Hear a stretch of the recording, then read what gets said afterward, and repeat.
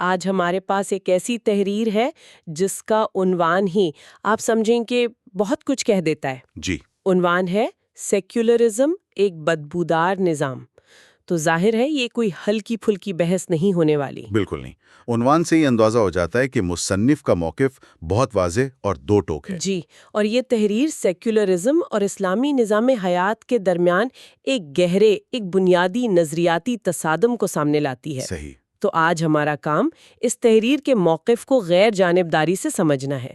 ہم یہ دیکھیں گے کہ یہ اپنے دلائل کیسے بناتی ہے، سیکولرزم پر کیا اعتراضات ہیں، اور اسلامی نظام کو پاکستان جیسے ملک کے لیے واحد حل کیوں سمجھتی ہے۔ اور یہ سمجھنا ضروری ہے کہ یہ صرف ایک سیاسی تجزیہ نہیں بلکہ ایک تہذیبی اور نظریاتی چیلنج ہے جو یہ تحریر پیش کرتی ہے۔ تو آئیے اس تحریر کی گہرائی میں اترتے ہیں اور اس کے ایک ایک نقطے کا جائزہ لیتے ہیں۔ ضرور۔ تو پھر شروعات وہیں سے کرتے ہیں جہاں سے مصنف نے کی ہے، یعنی بنیادی فکری تصادم سے۔ جی۔ ہر معاملے میں رہنمائی دیتا ہے۔ اور اسی کے مقابلے میں تحریر سیکولرزم کو رکھتی ہے۔ مصنف کے مطابق سیکولرزم کا بنیادی فلسفہ ہی یہ ہے کہ مذہب آپ کا ذاتی معاملہ ہے اور اسے ریاست کے معاملات سے الگ رہنا چاہیے۔ جی، قانون، سیاست، معیشت، ان سب سے الگ۔ تحریر کہتی ہے کہ یہی وہ نقطہ ہے جہاں دونوں نظاموں میں ایک ناقابل مصالحت ٹکراؤ پیدا ہوتا ہے۔ اچھا، تو یہ صرف پالیسی کا اختلاف نہیں ہے جیسا کہ آپ نے شروع میں بھی اشارہ کیا تھا؟ نہیں، بالکل نہیں۔ یہ تو ورلڈ ویو کا تصادم ہے، یعنی ایک طرف ایک جامع الہامی نظام ہے اور دوسری طرف ایک ایسا نظام جو مذہب کے دائرے کو بہت محدود کر دیتا ہے، اسے صرف انسان کی ذاتی زندگی تک دھکیل دیتا ہے۔ مطلب ایک کہتا ہے کہ حاکمیت اللہ کی ہے اور دوسرا کہتا ہے کہ حاکمیت عوام کی۔ تو مصنف کے نزدیک یہ دو متوازی لکیریں ہیں جو کبھی مل نہیں سکتیں۔ آپ نے بالکل صحیح پکڑا۔ مصنف کے لیے یہ کوئی معمولی فرق نہیں، اس کے نزدیک یہ شرک اور توحید کے درمیان فرق کے برابر ہے۔ اچھا۔ جب آپ کہتے ہیں کہ قانون انسان بنائیں گے تو تحریر کے مطابق یہ خدا کی حاکمیت کو چیلنج کرنے کے مترادف ہے، اور اسی بنیاد پر آپ دیکھیں گے کہ تحریر کے تمام اگلے دلائل کھڑے ہیں۔ تو یہ ایک عقیدے کی بحث بن جاتی ہے، صرف سیاسی بحث نہیں رہتی۔ بالکل۔ اور یہیں سے بات میرے خیال میں واقعی دلچسپ ہو جاتی ہے، جی۔ کیونکہ اب تحریر صرف نظریاتی بحث تک محدود نہیں رہتی، وہ تاریخ کے میدان میں اتر کر سیکولرزم کے دعووں کو چیلنج کرتی ہے۔ اور ایک بہت بڑا دعویٰ کرتی ہے۔ جی، دعویٰ یہ ہے کہ سیکولرزم نے جس امن، ترقی اور رواداری کا وعدہ کیا تھا وہ تاریخی طور پر پورا ہی نہیں ہوا۔ اور یہ صرف ایک الزام نہیں ہے، مصنف اس کے لیے بہت ٹھوس اور بہت بڑی مثالیں پیش کرتا ہے۔ جیسے کہ سب سے بڑی مثال پہلی اور دوسری جنگ عظیم کی دی گئی ہے۔ اوہ! تحریر کا کہنا ہے کہ انسانی تاریخ کی یہ دو سب سے خون ریز جنگیں جن میں کروڑوں لوگ مارے گئے، یہ کسی مذہبی جنون کا نتیجہ نہیں تھی۔ تو پھر کس کا نتیجہ تھی؟ یہ بنیادی طور پر سیکولر قومی ریاستوں کے درمیان لڑی گئی تھی۔ ایک منٹ، یہ بہت بڑا دعویٰ ہے۔ عام طور پر تو ایک بالکل الٹ بات کہی جاتی ہے کہ مذہب جنگوں کی وجہ بنتا رہا ہے اور سیکولرزم نے آ کے امن قائم کیا۔ جی، لیکن یہ تحریر پوری کہانی ہی الٹ رہی ہے۔ اس کی دلیل کیا ہے؟ کیسے سیکولرزم کو ان جنگوں کا ذمہ دار ٹھہرایا جا رہا ہے؟ دلیل بہت دلچسپ ہے۔ تحریر کا استدلال یہ ہے کہ جب آپ معاشرے سے خدا اور وحی کی بالادستی ختم کر دیتے ہیں تو کوئی نہ کوئی چیز اس کی جگہ لیتی ہے۔ اور سیکولرزم کے تحت وہ جگہ قوم یا ریاست نے لے لی۔ بالکل۔ اب ہر قوم کے لیے اس کا قومی مفاد سب سے مقدس بن گیا۔ جرمنی کا مفاد، برطانیہ کا مفاد، فرانس کا مفاد۔ اور جب یہ مفادات آپس میں ٹکرائے تو کوئی اعلیٰ اخلاقی اصول نہیں تھا جو انہیں روک سکتا۔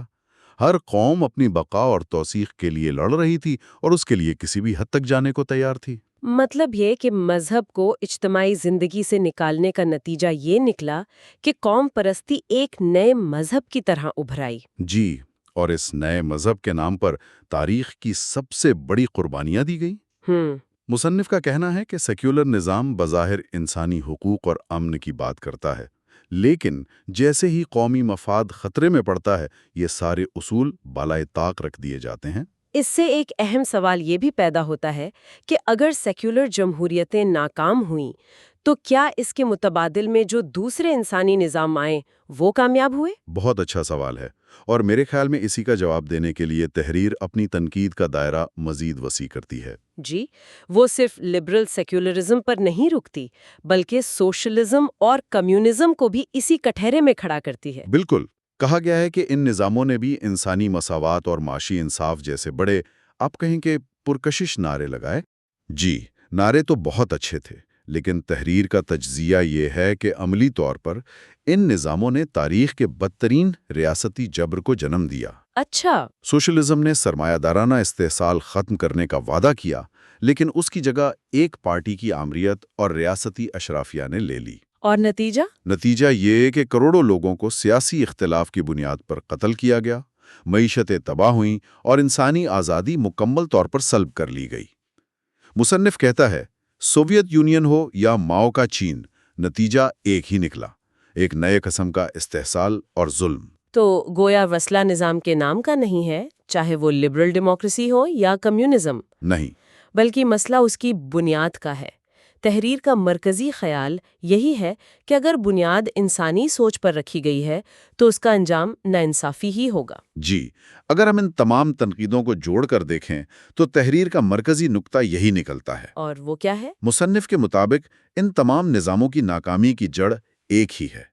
ان سب میں اخلاق، انصاف اور قانون کی بنیاد وہی کے بجائے محدود انسانی عقل پر رکھی گئی۔ اور انسانی عقل اپنی خواہشات اور تعصبات کی پیدی ہوتی ہے۔ بالکل، جب انسان خود اصول بنائے گا تو وہ لامحالہ ایسے اصول بنائے گا جو اس کی اپنی ذات، طبقے یا قوم کو فائدہ پہنچائیں۔ اس کے برعکس الہامی ہدایت ان تمام انسانی کمزوریوں سے پاک ہوتی ہے اور سب کے لیے یکساں انصاف کی ضمانت دیتی ہے۔ یہ ایک بہت بنیادی نقطہ ہے۔ اب مصنف اس تمام عالمی اور تاریخی بحث کو سمیٹ کر پاکستان کے تناظر میں لاتا ہے، جو شاید ہمارے سننے والوں کے لیے اس گفتگو کا سب سے اہم حصہ ہے۔ یقیناً۔ تحریر کا دعویٰ ہے کہ پاکستان میں سیکولر فکر کے اثرات بہت گہرے اور تباہ کن ہیں، اور یہ ہمیں قومیت، علاقائیت اور لسانی عصبیت کی شکل میں نظر آتے ہیں۔ یہاں تحریر ایک نظریاتی خلا یا آئیڈیالوجیکل ویکیوم کا تصور پیش کرتی ہے جو بہت اہم ہے۔ نظریاتی خلا یعنی اس سے کیا مراد ہے؟ دیکھیں، اس کا استدلال یہ ہے کہ پاکستان کی بنیاد دو قومی نظریے پر تھی، یعنی اسلام وہ شناخت تھی جس نے بر صغیر کے مسلمانوں کو متحد کیا۔ جی۔ جب اس بنیادی متحد کرنے والی شناخت کو ریاستی سطح پر کمزور کیا جاتا ہے اور اسلام کو محض ایک رسمی یا ذاتی معاملہ بنا دیا جاتا ہے تو ایک خلا پیدا ہو جاتا ہے۔ اور اس خلا کو پھر چھوٹی تقسیم کرنے والی شناختیں پر کرنے لگتی ہیں؟ بالکل، فطرت خلا کو پسند نہیں کرتی۔ جب آپ لوگوں سے ان کی بڑی مشترکہ اسلامی شناخت چھیننے کی کوشش کریں گے تو وہ اپنی بقا کے لیے چھوٹی شناختوں میں پناہ لیں گے۔ اچھا، تو اسی وجہ سے تحریر کے مطابق پنجابی، سندھی، بلوچ اور پختون قومیت کے نام پر نفرت اور تصادم پیدا ہوئے؟ جی، یہ اسی فکری انحراف کا نتیجہ ہے۔ لوگ اسلام کے رشتے سے جڑنے کے بجائے نسل، زبان اور صوبے کی بنیاد پر تقسیم ہو جاتے ہیں۔ یہ تو بہت گہرا تجزیہ ہے۔ یعنی جب تک ایک مضبوط نظریاتی مرکز تھا، یہ چھوٹی شناختیں اس کے تابع تھیں۔ جیسے ہی مرکز کمزور ہوا، یہ شناختیں آپس میں ٹکرانے لگیں۔ بالکل، یہی نکتہ ہے، اور تحریر اس حوالے سے پاکستان کے ان حلقوں پر بھی تنقید کرتی ہے جو بظاہر رواداری کے نام پر ان علاقائی شناختوں کو فروغ دیتے ہیں۔ ان کے بارے میں مصنف کا کیا موقف ہے؟ مصنف کا موقف بہت واضح ہے۔ وہ کہتا ہے کہ یہ حلقے دراصل پاکستان کی نظریاتی بنیادوں کو کمزور کرنا چاہتے ہیں۔ ان کے نزدیک ایک مضبوط اسلامی شناخت ان کے ایجنڈے میں سب سے بڑی رکاوٹ ہے۔ اور اسلام کا موقف اس پر کیا ہے؟ اسلام تو نسل، زبان اور علاقے سے بالاتر ہو کر تمام انسانوں کو تقوی یعنی خدا کے خوف اور نیکی کی بنیاد پر جوڑتا ہے۔ تحریر قرآن کی آیت کا حوالہ دیتی ہے کہ اللہ کے نزدیک سب سے زیادہ عزت والا وہ ہے جو سب سے زیادہ پرہیزگار ہے۔ اور اسلام ہر قسم کی جاہلیہ عصبیت کو رد کرتا ہے، چاہے وہ نسل کی بنیاد پر ہو، قبیلے کی یا زبان کی۔ درست کہا۔ مصنف کے نزدیک یہ ایک ایسی امت کا تصور ہے جس کی بنیاد مشترکہ عقیدے اور اقدار پر ہو، نہ کہ جغرافیائی یا نسلی حد بندیوں پر۔ اور پاکستان کا قیام اسی تصور کو عملی جامہ پہنانے کے لیے ہوا تھا۔ جی بالکل، لہٰذا سیکولرزم کو اپنانا اس ملک کی روح اور بنیاد سے غداری کے مترادف ہے۔ تو اس سب کا کیا مطلب نکلتا ہے؟ اس ساری بحث کے بعد تحریر ہمیں کس نتیجے پر پہنچاتی ہے؟ میرے خیال میں اختتامی نقطہ بالکل واضح اور غیر مبہم ہے۔ جی بالکل. تحریر کا خطمی موقف یہ ہے کہ سیکولرزم ہو، سوشلزم ہو یا قوم پرستی پر مبنی نظریات، یہ سب کے سب یہ سب کے سب انسان کو خدا کی ہدایت سے دور کرتے ہیں اور ان کا منطقی انجام ظلم، ناانصافی اور معاشرتی انتشار ہی ہے. اور اس کے مقابلے میں واحد حل کے طور پر اسلامی نظام کو پیش کیا گیا ہے. لیکن تحریر کے مطابق یہ اسلامی نظام ہے کیا؟ کیا یہ صرف چند سزاؤں کا نفاذ ہے یا اس سے کچھ زیادہ؟ نہیں، یہ ایک بہت اہم سوال ہے. تحریر کے مطابق یہ اس سے کہیں زیادہ جامع تصور ہے. اسلامی نظام کا مطلب اللہ کی حاکمیت کو زندگی کے ہر شعبے میں تسلیم کرنا ہے. مثلاً ایک ایسا معاشی نظام جو سود سے پاک ہو اور دولت کی منصفانہ تقسیم کو یقینی بنائے. ایک ایسا معاشرتی نظام جو خاندان کے ادارے کو مضبوط کرے. اور ایک ایسا قانونی نظام جو ہر کسی کو، چاہے وہ امیر ہو یا غریب، یکساں اور فوری انصاف فراہم کرے. تو یہ ایک مکمل پیکیج ہے، کوئی ادھورا حل نہیں. جی بالکل. اور تحریر اس بات پر زور دیتی ہے کہ پاکستان جیسے نظریاتی ملک کے لیے حقیقی امن، وحدت اور استحکام کا راستہ یہی ہے کہ اسلام کو محض ایک عقیدے کے طور پر نہیں بلکہ ایک مکمل اور قابل عمل نظام زندگی کے طور پر اپنایا جائے. صحیح. مصنف کا اختتامیہ یہی ہے کہ پاکستان کے تمام مسائل، چاہے وہ معاشی بدحالی ہو، سیاسی عدم استحکام ہو یا معاشرتی انحطاط، ان سب کا بنیادی سبب اپنی نظریاتی بنیادوں سے انحراف ہے. اور حل بھی یہی ہے کہ ریاست اور معاشرہ اپنی اصل کی طرف لوٹ جائیں. جی.